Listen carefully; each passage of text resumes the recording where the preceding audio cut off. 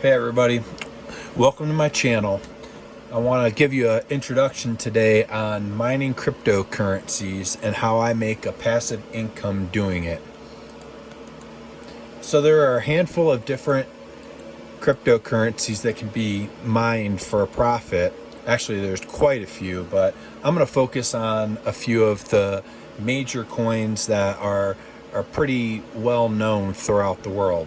Bitcoin, Ethereum, and Litecoin. You can also mine Doge, BCH, Monero, and all kinds of other coins as well. But again, I'll focus on the bigger coins that are pretty well known. So the type of hardware that you'll be purchasing to mine is dependent on the type of algorithm that you're going to be mining. For Bitcoin and BCH, it's SHA-256. For Litecoin and Doge, it's Script. And for Ethereum, it's KECCAK-256. So the most profitable way to mine these different cryptocurrencies is with specific hardware.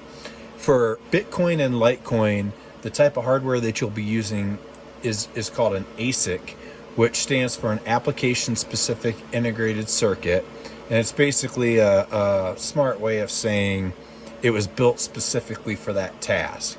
For Ethereum, the main way that you mine Ethereum is with GPUs and what are called GPU rigs. And it's basically just a string of GPUs all hooked up together to allow for more performance when you're mining Ethereum. So here's some costs associated with mining the different cryptocurrencies. For Bitcoin, it's typically the most expensive. Ethereum is also pretty expensive, but I'd say Bitcoin is the most expensive, with most of the ASICs ranging from 3,000 to 20,000 and even up from there. There are some older models that you can get for under 1,000 that don't perform extremely well against the hashing difficulty that Bitcoin has today, but it's still a cheaper way to get started. With Ethereum, again, relatively expensive entry into Ethereum mining, somewhere in between 3,000 and 10,000 to get a decent Ethereum mining rig. And for Litecoin, it's a little bit less expensive, although there is a new model, the latest being an Antminer L7, which is very expensive, along the lines of $25,000 to $30,000. But the model that most people are using now is an Antminer L3, and you can get those used for around $1,500. So let's talk about Bitcoin miners. The latest, greatest Bitcoin miner is called an S19 Pro.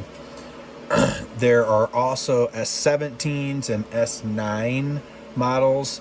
S9 model was released in 2017. It's a little bit older and cheaper, but it's a way to get entry into Bitcoin mining. There's also another company called What's Miner that has models M32, M30s, and M20s. And there are some USB and wireless options. One of them called a lottery miner, which is a wireless, just like a little wireless USB stick almost.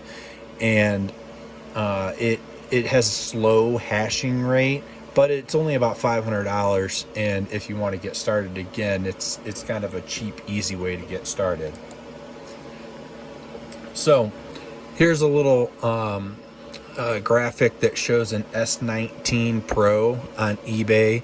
I believe these are used, but probably not used very, very long, since this model was released in 2019. But 17,000 plus tax is about what an S19 costing these days. And here's a little bit of a calculator on what payouts you're getting on a S19. It's around $20 a day profit, and this is hashing at 110 terahashes per second with power consumption of about 3,000 watts and cost per kilowatt hour at 11 cents. As you can see, it's pretty electricity intensive at $8 a day, but your revenue is well over that, so it's definitely a profitable miner.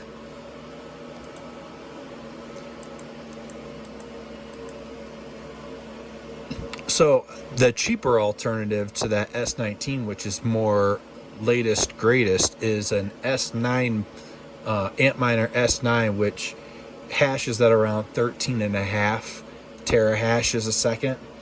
This one was released in 2017, and as you can see, you can get one for about $700 with this shipping is pretty expensive, but I think you can get it for probably under this for around $700. But according to the mining calculations, after the electricity cost, this is only going to produce around 37 cents a day.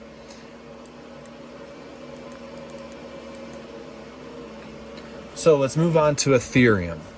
So this is a little bit different than an ASIC. It's a lot of GPUs that you would have in your like a gaming PC, and they're all strung together to allow for faster processing of Ethereum mining. As you can see, they're relatively expensive. They sell out quickly too if you were to go to Best Buy or some other store looking to get one of these GPUs on your own. So don't expect to be able to find them in the store. And here's a estimate on off of Coin Wars on that particular model, if it's consuming around 1,350 watts of electricity at 11 cents a kilowatt hour. As you can see, it's very profitable, but these are numbers, estimates off of Coin Wars, and I'm going to move into Litecoin mining, which is more my specialty. I have more experience there, and what I've found is that the Coin Wars and the other mining calculators, in my experience, tend to be pretty low estimates, and I know from my experience that I'm actually mining quite a bit more Litecoin than what the calculator says that I would be mining at the speeds that I mine at. So keep that in mind when you're thinking about making a purchase, that none of these are perfect. So let's move on to Litecoin. The main miners these days is a Antminer L7, which was just released November of this year, 2021, and it's 10,000, I believe, from the factory, but they all sold out. And if you look for one on eBay, they're being listed for in the 30K range, which with some of the auctions going off at 25,000-ish. So they're being bid up quite a bit. And then the L3 model has been out for since around 2017, I believe.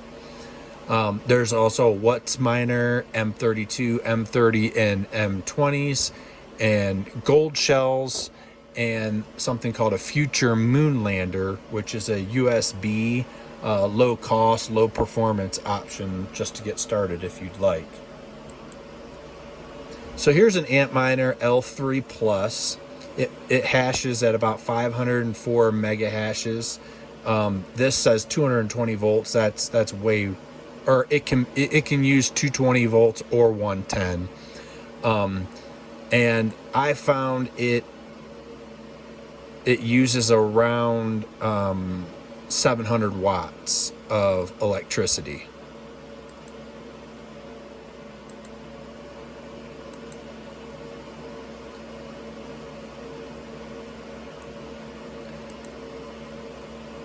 So according to the Litecoin calculator, you'll be mining, your revenue will be about $1.64 a day if you're mining at 504 mega hashes at 600 watts of power used and 11 kilowatts per hour, 11 cents per kilowatt hour electricity costs. I found that's a pretty accurate estimate of what I pay here. It's about $1.58 a day. This calculator has a calculation of about 5 cents of mining profit per day. But if you look over here where I have this red box, this is my actual mining pool, and I'm getting between 0.03 and 0.035 Litecoin per day as I mine. And as you'll see in the next slide, this estimates I'm only going to get 0.01, which is well off of what I actually mine per day. So again, here's my actual results of mining per day, and I've been mining for 4 years now. All of these miners are L3s, except in this one only has 3 hashing cards that's working, and that's why it's lower than the others. But the others all are getting me between 0.03 and 0.035 Litecoin a day, and that equals almost about 1 Litecoin a month. And the current price of Litecoin is 156, and if you subtract about $50 for electricity at that 11 cents per kilowatt hour, I'm profiting about $106 per month right now. So if you figure that out with a $1,600 purchase of an L3, it's about a 15-month payoff, not counting your resale value of your equipment.